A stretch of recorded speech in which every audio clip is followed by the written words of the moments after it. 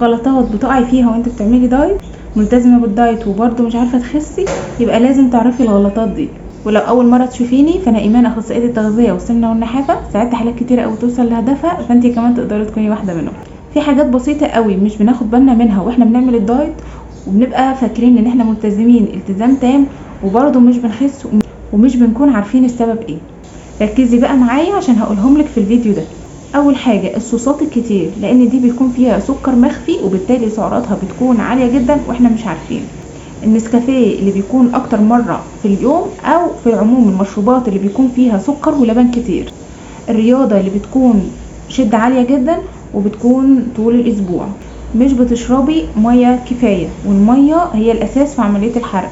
نومك متلخبط، تسهري كتير جدا وبتنامي طول النهار. النقنقه والتلقيط، حتى لو انتي شايفه ان هي حاجه بسيطه لكن صدقيني بتفرق.